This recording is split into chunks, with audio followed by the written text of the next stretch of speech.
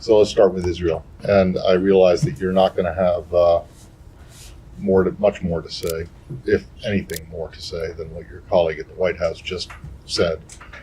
So on camera. But I'm wondering if you do have anything more to say about the latest developments and the Prime Minister's decision to put a pause on that. Yeah, let me say a couple things to that, Matt. First, we welcome this announcement as an opportunity to create additional time and space for compromise. And compromise is precisely what we have been calling for. And we continue to strongly urge Israeli leaders to find a compromise as soon as possible. We believe that it's the best path forward for Israel and all of its citizens. And democratic societies are strengthened by checks and balances, and fundamental changes to a democratic system should be pursued with the broadest base of popular support. What I will also add, Matt, is that this is something that, the president had the opportunity to recently discuss with Prime Minister Netanyahu, that democratic principles have always been and must remain a hallmark of the U.S.-Israel relationship.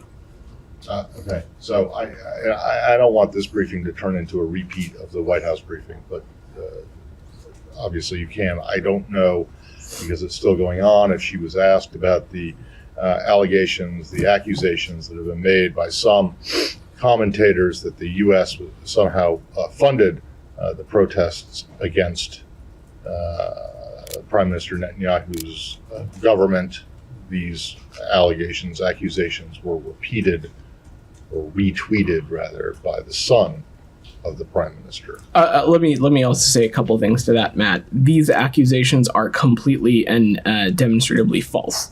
The Movement of Quality Government is an NGO, and it received a modest grant from the State Department that was initiated during the previous administration, and the latest dispersal of funds came in September of 2022, prior to the most recent Israeli elections.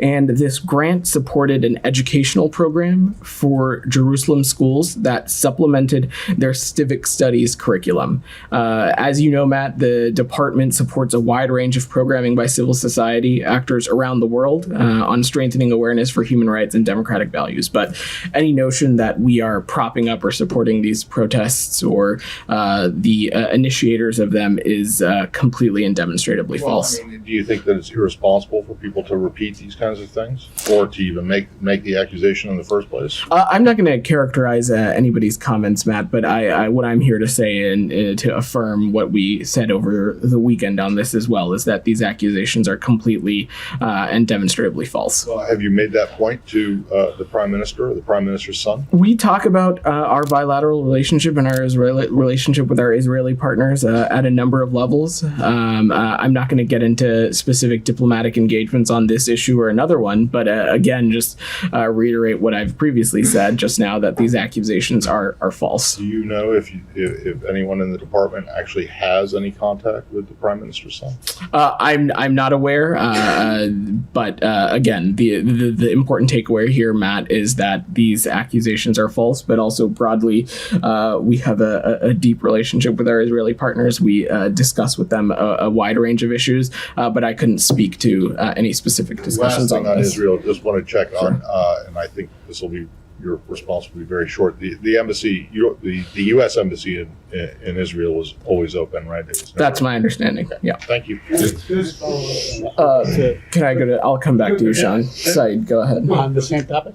Yeah, please. No, just briefly. Go ahead. When you said that you're welcome to pause, is a pause enough? I mean, is this something that it could just be a delay tactic? Is there a position that perhaps these reforms to begin with weren't consistent enough? Well, Sean, broadly, we continue to monitor this situation. We continue to monitor the developments out of Israel, and we remain in close contact with our Israeli counterparts. And we continue to urge strongly with our Israeli partners to find a compromise as soon as possible. And we believe that that is the best path forward for Israel and its citizens. Said. Thank you. Just to follow up, first of all, let me ask you about the Israeli embassy in town. I mean, they said they suspended their operation for today and so on. How do they inform you about that? What is the I mean, I'm just curious to know what are the channels that are normally. Said, I'm not gonna get into the specifics of how we communicate with foreign missions as it relates to them communicating their operating procedure here in the National Capital Region or otherwise. But our Israeli partners this morning were quite communicative publicly about their decision to close their mission here in DC. I also believe that they have since stated that it will be reopening tomorrow. So I'll let them speak to that. Okay. Now I know that the Prime Minister just suspended the judicial order and so on. So what do you expect? What should happen next, or what would happen next, or what would you like to see happen next? Said, I'm not going to prejudge or offer an analysis or prediction of what will or should happen next. This is for the leaders of Israel and the Israeli people to determine. And what I would say is reiterate what I told Sean and Matt, that we're continuing to monitor these developments coming out of Israel. We remain in close contact with our Israeli partners, and we continue to urge strongly for a compromise to be found as possible, because we believe that is what's in the best interest of Israel and its citizens. And as I said, this is something that the president had the opportunity to discuss with Prime Minister Netanyahu, how democratic principles are and have always been a hallmark of the U.S.-Israel relationship. Does it strike you? I mean, all these demonstrations that have been going on for 3 months now, almost, for many weeks, absent from these demonstrations and protests and so on, is the occupation, which is, the big elephant in the room. Do you think that Israeli society may have missed an opportunity to make its position known on this occupation that has gone on for too long?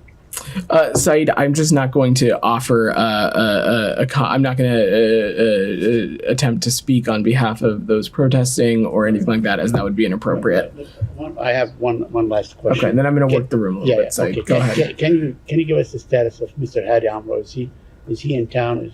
Because he was meeting with Palestinians, I think, last week and so on. I believe he is in DC, but I don't know for 100% sure, but I'm happy to check, and we can follow up with you, Said.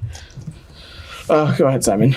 Yeah, just to sort of follow up on Sean's question, really, but you mentioned once again that you want them to build consensus. Can you just clarify? Is that the U.S. position is that there should be consensus no matter what the outcome, in that if they're able to build consensus but they do go ahead with judicial reforms that strip the Supreme Court of the oversight role over the government, is that okay? Simon, it's just wouldn't be appropriate for me to prescribe any kind of outcome here. And I think what I would reiterate again is that we are urging Israeli leaders and our partners in Israel to find a compromise as soon as possible. Democratic societies are strengthened by checks and balances. That's something I've been very clear about. The Secretary has, as has Ned when he was briefing up here, and fundamental changes to a democratic system should be pursued with the broadest possible base of support. But again, it would be, I'm not going to prescribe any kind of outcome or offer any kind of end scenario that the United States is wishing or hoping for, other than to say that we believe that finding compromise is the best path forward. Are you concerned at all that there may be concessions that have been given to the right wing to Ben Gvir in this, in order to agree to this delay? I'm just not gonna speculate on that, Simon.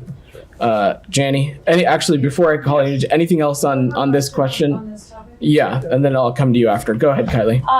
I'm just wondering, just basically, does the Biden administration still have confidence in the leadership of Prime Minister Netanyahu?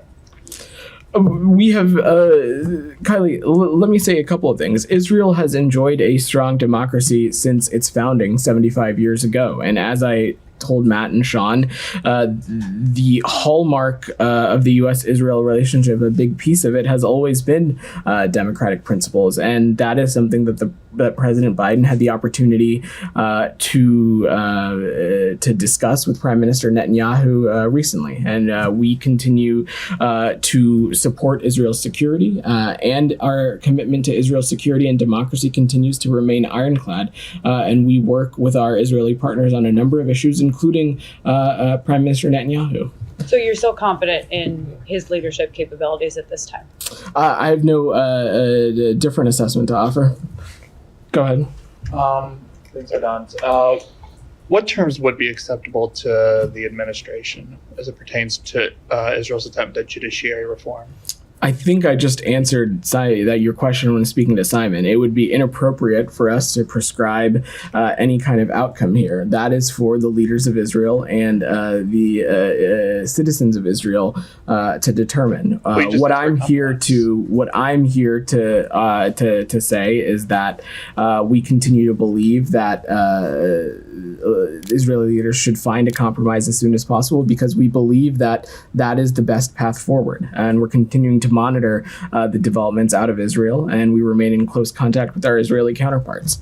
Janie, go ahead. Just before we leave this, I just want to ask about the summit of democracy. Sure, go ahead, Matt. Right, so there's no change, given this development, in other words, the Prime Minister agreeing to a pause, which you welcome.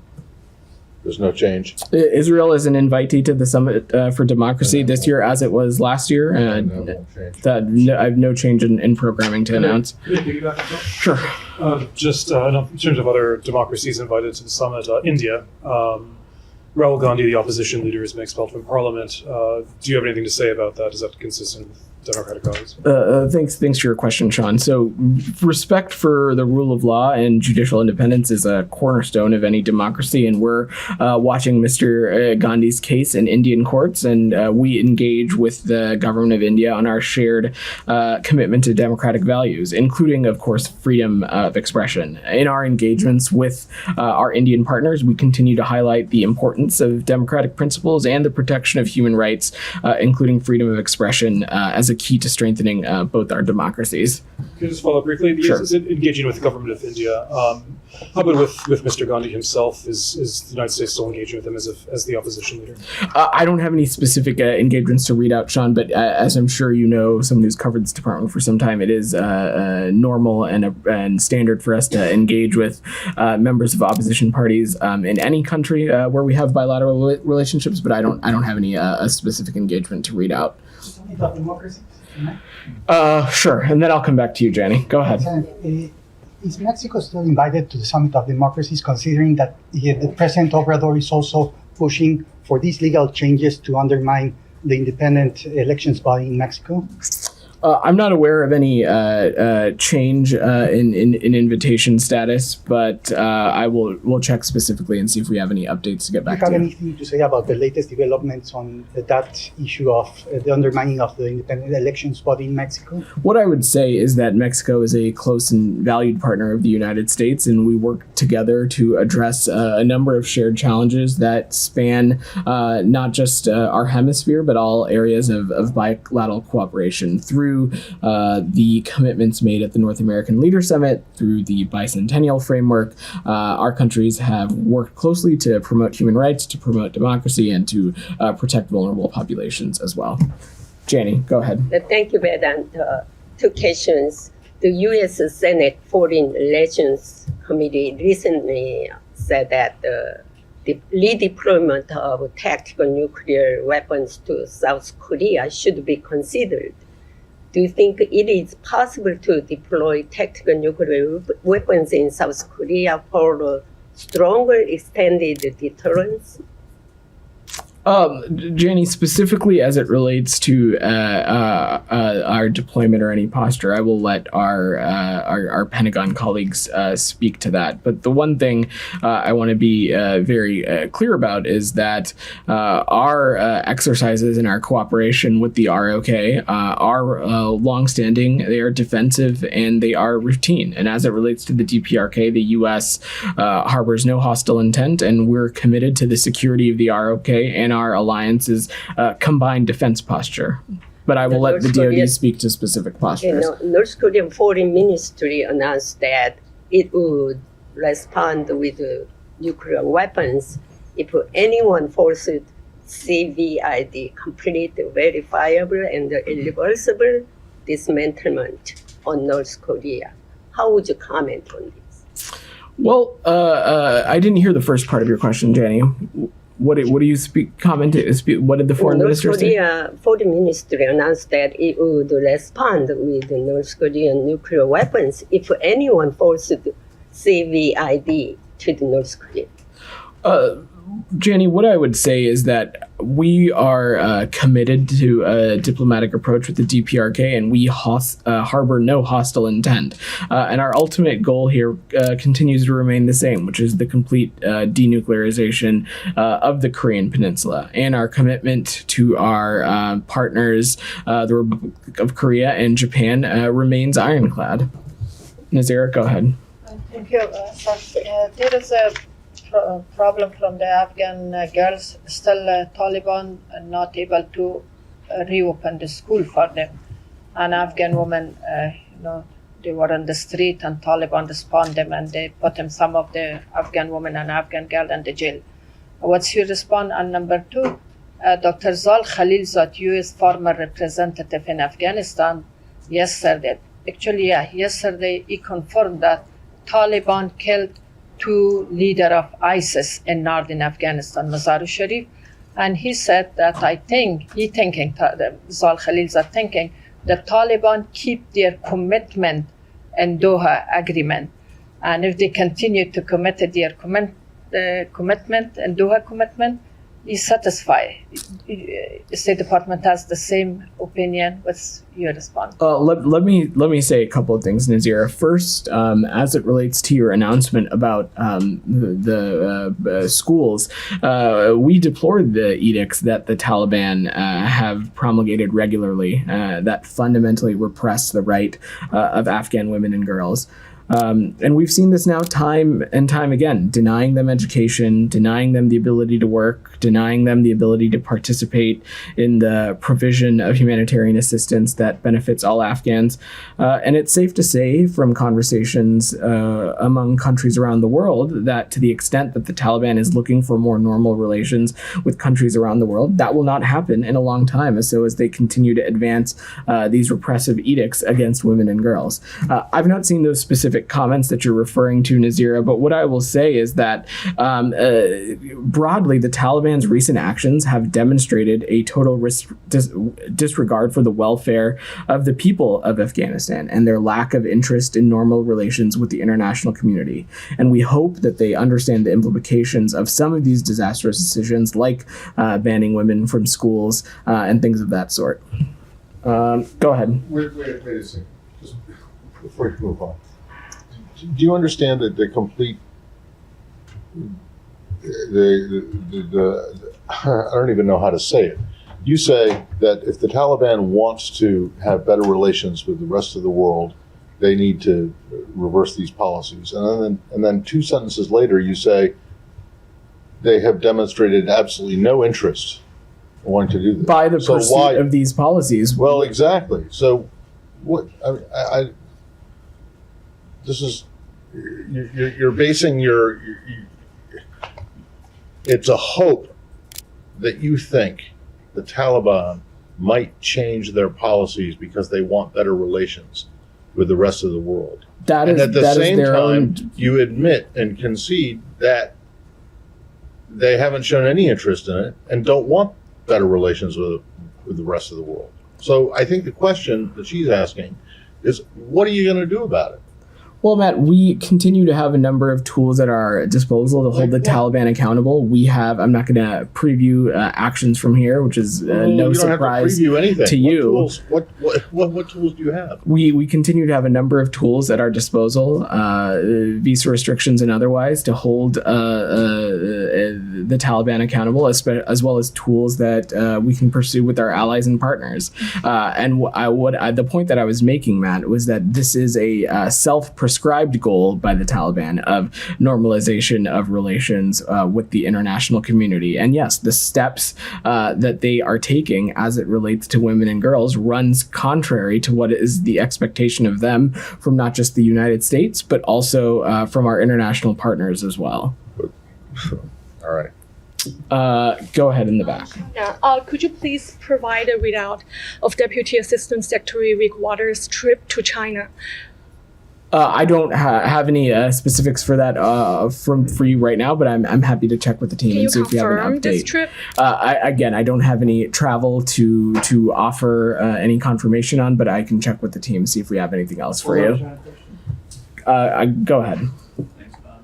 Honduras switched its relations from Taiwan to China last week. Does the State Department have any comment?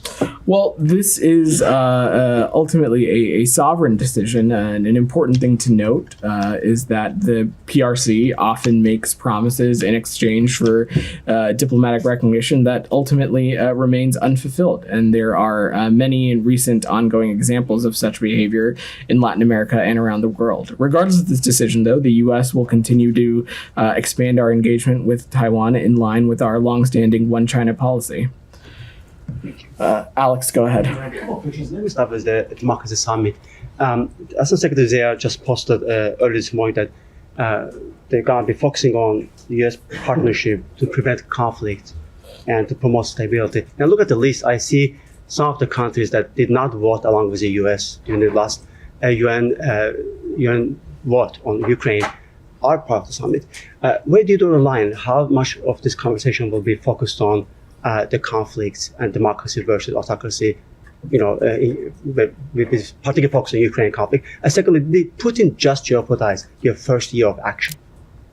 Can you repeat your second question? The first year of action that you announced, did the war just jeopardize? Is it your view that the war jeopardized your goals when you look back to the first summit and look forward? Certainly not, Alex. And I think what the conflict and the war in Ukraine has highlighted is the importance of respecting a rules-based order and respecting the UN Charter and having respect for territorial integrity and sovereignty. But broadly, of course, the conflict in Ukraine will be an important topic of discussion in the Summit for Democracy. But there's also a number of other issues at stake as well. And, President Biden has spoken about this previously, that, we're currently at an inflection point when it comes to the future of democracy, both within the United States and globally. The defining question of this age is whether democracies will continue to deliver for their people in a rapidly changing world. And this was a summit that launched last year, the first year of this administration in early 2021, to put new and high-level focus on the need to strengthen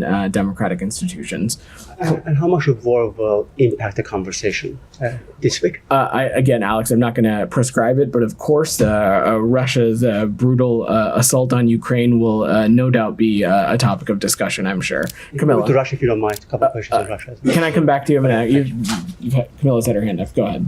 Just on Secretary Blinken's hearings last week, can you confirm whether or not the State Department will hand over the requested dissent cable that Mike McCall has asked for by close of business today? So let me say a couple of things broadly, Camilla. The first is that the department is committed to working with congressional committees with jurisdiction to appropriately accommodate their need for information to help them conduct oversight for legislative purposes. And the department has provided more than 200 briefings to bipartisan members and staff on Afghanistan policy since the withdrawal.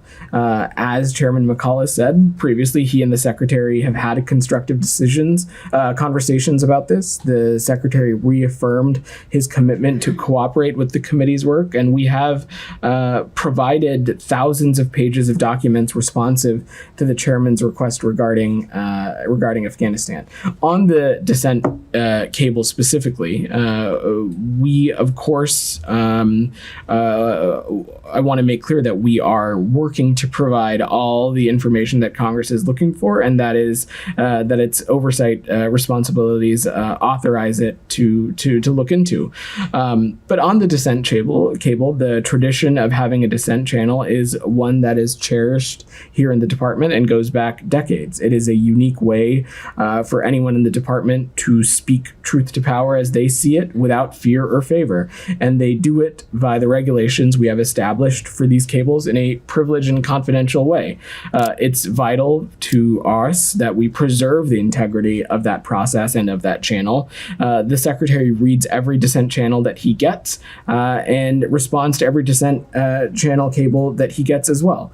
And so we have, you saw the secretary speak to this in his hearing. We understand that, appreciate that there is a real interest in the substance of this specific cable. And in the spirit of that, we are prepared to make the relevant information in the cable available, including through briefings or some other mechanisms. And again, we understand the importance, but I don't have a specific to offer beyond that. And is the department prepared for a subpoena if it is issued? I'm just not going to get into hypotheticals. Again, we recognize the importance and we recognize the keen interest in this cable, and we're prepared to make the relevant information in the cable available through briefings or some other mechanisms.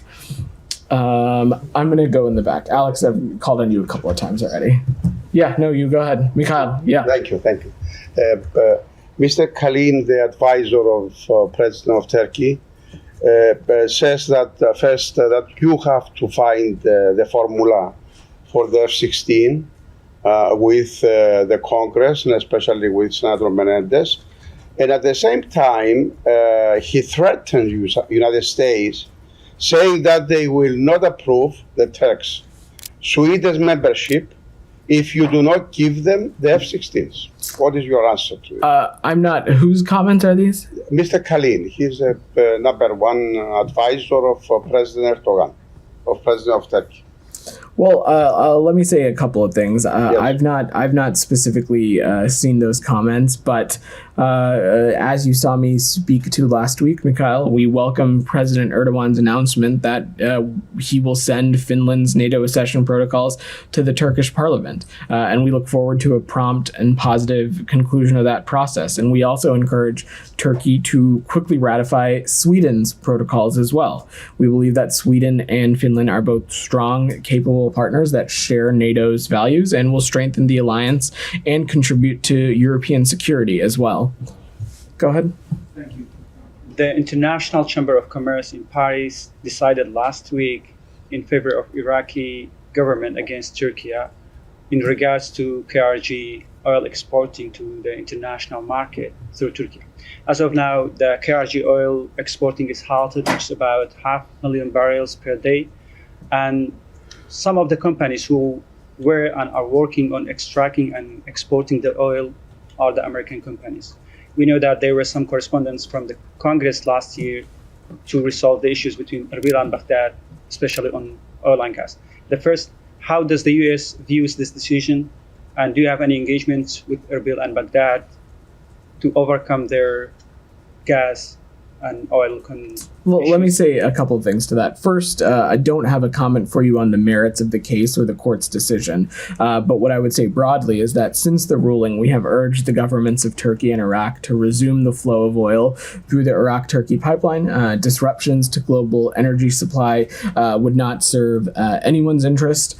We also understand that the Kurdistan regional government is in discussion with the government of Iraq to find a mutual acceptable path forward on related budget and hydrocarbon issues. As was discussed during the February U.S.-Iraq Higher Coordinating Committee in Washington, U.S. officials continue to urge the government of Iraq and the Kurdistan regional government to resolve their budget and hydrocarbon disputes in a manner that will benefit the Iraqi citizens. My second question. Sure. Your Consul General in Erbil shared a report in LinkedIn that was published on foreign policy. And the title of the report said, Iraqi Kurdistan's house of cards is collapsing. And there were a lot of reactions in the Kurdistan region towards this resharing the post. Later, he removed the post. The question is that, has the U.S. policy towards the Kurdistan region changed? What is your comment on sharing a report titled like that by your Consulate General in Erbil? I've not seen that specific social media post, but what I will say broadly is that Iraq, including the Iraqi Kurdistan region, is a strategic partner of the U.S., and we have a long-term commitment to this region. And we reaffirmed this fact in July of 2021 in the strategic dialogue that was held when representatives of the two countries met to discuss strengthening our long-term strategic relationship, not only in security, but also in economic and trade issues, culture, education, environment, healthcare, and more as well. Go ahead. Yeah. Jahazeb Ali from Airway News TV. Ambassador Zalmay Khalilzad, in his recent statements, is seen advising Pakistani government and Pakistani Supreme Court regarding the political situation of Pakistan. There's a general perception in Pakistan that his statements kind of expressing the sentiments of U.S. government. I know he's not a part of the current administration, but could you clarify this, that his statements is not the... Well, I think you just hit the nail on the head. Mr. Khalilzad is a private citizen, and any social media activity or comments or tweets that you might reference, those are done in his private capacity. It does not represent U.S. foreign policy, and he does not speak for this administration. So what is your opinion about the current political chaos in Pakistan? The Interior Minister of Pakistan issued death threats to former Prime Minister Imran Khan live on a public TV. So we've previously stated that any implication of violence, harassment, or intimidation has no place in politics. And as we do with our partners all around the world, we encourage all sides in Pakistan to respect the rule of law and allow the people of Pakistan to democratically determine their own country's leadership pursuant to their own constitution and laws. And specifically for any reaction to the comments, you would have to go to Mr. Sanullah. That's not for me to speak to. So one last question about the largest democracy in the world, India. Indian officials disqualified leader of Congress party, Mr. Rahul Gandhi, from his seat in the parliament for calling Modi a thief. He was also sentenced to 2 years in prison for the same reason. So what are your comments on this specific issue and about the freedom of speech? I'm not sure if you were late to the briefing or not, but Sean already asked the question about Mr. Gandhi's case, so you can check the transcript for that. Go ahead. My question is for Solomon Island. The Solomon Island has our multi-million dollar contract with a Chinese state company to operate international airport. I'm just wondering, how is the State Department view or see this event? I didn't hear the first part of your question. For the Solomon Island has our multi-million dollar contract with a Chinese state company to operate international food. How do you State Department see this event? That's a question for the government of the Solomon Islands as well as the PRC. What I can say is that our partnerships and our relationships with any country is about deepening partnerships with the United States and what a partnership with the United States can look like. Deputy Secretary Sherman had the opportunity to visit the Solomon Islands and the region mid till the fall of last year, if I recall correctly, and had some important engagements and important discussions. It's an important region for the United States, and we'll continue to work cooperatively in the region as well. Go ahead, Simon. I wanted to just follow up on an answer you gave a while ago about Honduras and the PRC. You mentioned the PRC often makes promises in exchange for diplomatic recognition that ultimately remain unfulfilled. Do you want to give some examples of that? Well, I think the track record is pretty clear, Simon. Not just necessarily in Latin America, but around the world, whether it be projects for its Belt and Road Initiative, loans that end up saddling countries with very complicated and bad debt, partnerships and deepening of cooperation on infrastructure projects that end up bearing no benefit to job creation for the local economy, the local workforce. There's a number of examples like that around the world. Is there some something that you're aware of in the Honduras case that promise that was made? No, we again, I would reiterate that this is a sovereign decision, and it is, but it also important to note that the PRC often makes promises in exchange for diplomatic recognition that ultimately remain unfulfilled. So you're not concerned that recognition of Taiwan is something that you guys would like to see more around the world, right? Presumably. These are sovereign decisions, Simon. These are sovereign decisions, Simon. What I can speak to is what the United States is interested in, and that is we will deepen and expand our engagement with Taiwan in line with our One China policy. We believe that Taiwan is a reliable, like-minded, and democratic partner, and its partnerships around the world provide significant and sustainable benefits to citizens of those countries. Shannon, go ahead. Kyiv has indicated multiple times in recent days that a lack of ammunition is holding back its planned offensive. Just wondering, does the U.S. assessment match that Kyiv is lacking ammunition or other equipment to carry out an offensive right now? And if so, are there any plans in place to address that need? Shannon, I'm not going to get into battlefield assessments from up here, and in fact, some of our Pentagon colleagues might be better positioned to speak to that. But what I will say, and this is not something not something new, is that we have, over the course of this war, since February of last year, even before, have offered security assistance to our Ukrainian partners, and we have done so through assessments of what makes the most sense for the current status of the battlefield, and we'll continue to do that. We recently announced another security assistance package, and we'll continue to support our Ukrainian partners on this as well. Go ahead in the back. Yeah, you had your hand up. Thank you. Go ahead. Will Russia's decision to place tactical nuclear arms in Belarus have any impact on U.S. policy on New START agreement? Well, let me say a couple of things. First is that we have not seen any reason to adjust our own strategic nuclear posture, nor any indications Russia is preparing to use a nuclear weapon. But candidly, this announcement is one that we condemn. This is the latest example of irresponsible nuclear rhetoric that we have seen from Russia. No other country is inflicting such damage on arms control, nor seeking to undermine strategic stability in Europe. Russia's decision led to the termination of the INF Treaty in 2019. It recently purported to suspend participation in New START. No other country has raised the prospect of potential nuclear use in connection with this conflict. Let's remember, no country is threatening Russia or threatening President Putin. And as the G7 has made clear, any use of chemical, biological, or nuclear weapons in this conflict would be met with severe consequences. Also on the issue, Sure. EU Foreign Policy Chief Borrell on Sunday said that EU is ready to impose more sanctions on Minsk and Moscow for placing nuclear arms in Belarus.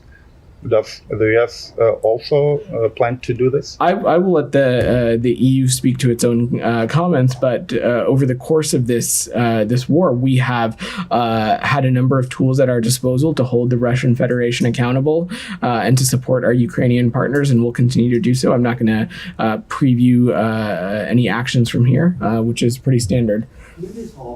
Sure. Can you just a little bit expand on the previous question, on your answer, in light of Nikolai Patrushov's today's comments threatening the U.S. that we can actually we have weapons to hit the U.S., and also in light of Putin's attempts to draw some similarities between his plans and the U.S. presence in Europe?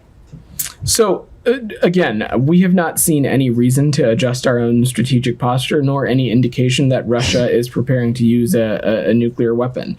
We are going to continue to coordinate and consult closely with our allies and call on Russia to de-escalate, starting by ceasing its illegal and unprovoked invasion of Ukraine. Go ahead. I have a very quick one on China. Is Sure. there any discussion or preparation being done to resume Secretary Blinken's trip to China? As we've said previously, that trip will be rescheduled when conditions allow, but I don't have any specific scheduling update to offer. Kylie, go ahead. Quick follow-up on what she had asked you earlier about Rick Waters being in China last week. Why can't you guys give a readout of those meetings if they've already taken place? I'm just gonna want to make sure we get the most updated information for you, so we're happy to follow up afterwards. Sure, Said. And then I'll come back to you, Sean, and then we probably have to wrap. Yeah. What do you make of all the rapprochement that is happening right now from the Saudis, Turkey is trying to reach out to Syria, to President Bashar al-Assad and so on, and there's a movement, and the Arab countries, many of them are your allies. So what is your take on that? And second, I want to ask about the military confrontation a couple of days ago. So Sure. So our stance against normalization remains unchanged, and we have been clear about this. I was clear about this as recently as last week.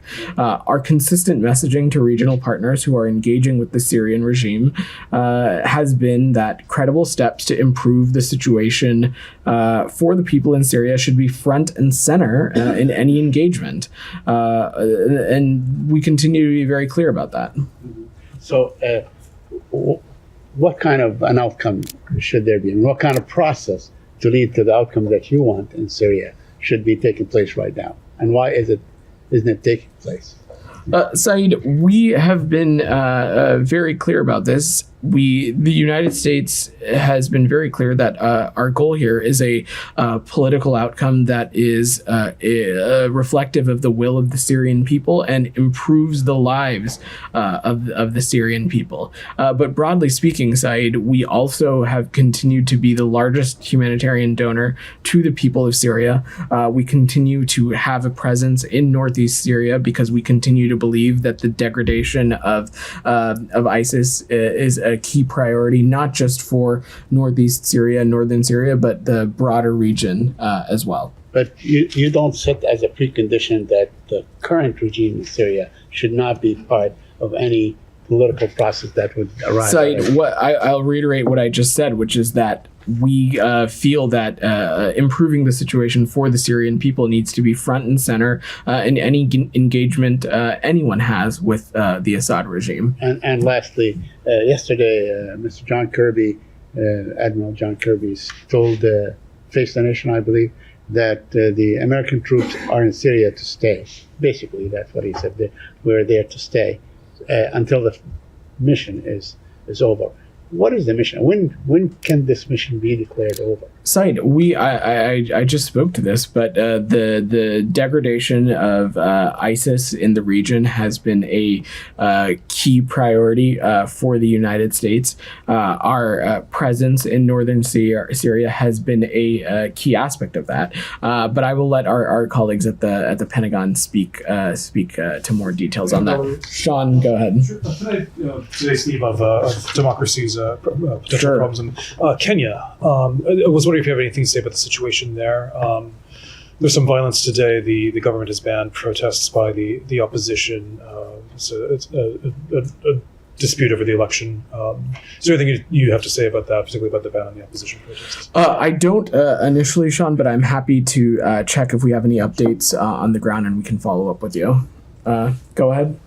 On this high dialogue with Colombia, are you expressing to the Colombian delegations any concerns of the new approach on drugs and extraditions of the Petro administration? This dialogue serves as a flagship opportunity for the U.S. and Colombia to deepen our cooperation across a broad set of bilateral issues. All discussions are focused on what we view as shared goals, and that, of course, includes cooperation in areas of migration, security, counter-narcotics, human rights, equity, education, deepening economic opportunities, deepening energy cooperation, and addressing the climate crisis as well. Let's go in the back. Thank you so much. We can follow up on question on Honduras and China. Sure. Honduras established diplomatic ties with China, while Taiwanese President Tsai plans to transit the U.S. this week. Do you think this timing of announcement of establishing diplomatic relations was related to Tsai's trip, and China tried to put pressure on the U.S. and Taiwan? So again, that's not something that I'm going to speak to, but as I previously said, that the government of Honduras' action is a sovereign decision. And on President Tsai's transit, what I would say is that this transit is consistent with long-standing U.S. practice, the unofficial nature of our relations with Taiwan, and U.S. policy, which remains unchanged. Transits are taken out of consideration for the safety and dignity of the passenger and are in line and consistent with our One China policy, which also remains unchanged. Alex, you had your hand up. On Russia, Iran, you probably have seen the media reports on Iran receiving advanced digital surveillance technology software from Russia in return for drones. Do you have any reaction to that? I've not seen that reporting, Alex, but what I will say is that, of course, Russia's deepening of relationships with malign actors like Iran continues to be a deep concern, and it should be a concern for countries not just neighboring Russia and Iran, but the world broadly. We have seen the havoc caused by Iranian-made drones that Russia has unleashed on Kyiv, targeting energy and civilian infrastructure. So, of course, this relationship is one that we are paying close attention to. Final question. My final question on Armenia-Azerbaijan. Do you have anything for me on the latest situation on the ground? Sure. So, Assistant Secretary Karen Donfried spoke with Foreign Minister Bayramov this morning and expressed concern over Azerbaijani military movements. She emphasized the U.S.'s commitment to Armenia-Azerbaijan peace negotiations. As the Secretary has also spoke about this quite repeatedly, direct dialogue is key to resolving this issue and reaching a lasting peace. There is not a military solution to this conflict. We'll continue to facilitate discussions between Armenia and Azerbaijan bilaterally, as well as with partners, and as well as throughout multilateral organizations as well. Go ahead. So, two questions. Has the United States seen any proof that Vladimir Putin has put nuclear weapons in Belarus? So I spoke to this a great deal already, but I will reiterate what I said, which is that we have not seen any reason to adjust our own strategic nuclear posture, nor any indications Russia is preparing to use a nuclear weapon. That being said, we strongly condemn this announcement by President Putin, and it is the latest example of irresponsible nuclear rhetoric that we have seen from Russia since its full-scale invasion. No other country. What will the administration do, or what will the administration do if Putin follows through on his announcement? We continue to have a number of tools at our disposal to hold the Russian Federation accountable. You have seen us take action over the course of their unjust and barbaric war in Ukraine. But again, we have not seen any reason to adjust our own strategic nuclear posture, nor any indications that Russia is planning to use nuclear weapons. What tools? We have a number of tools at our disposal. Sanctions, export controls. I'm not going to preview or be prescriptive about tools from here. Gita, I think you had your hand up, or was that? Nope. Okay. Thanks, everybody. Thank you.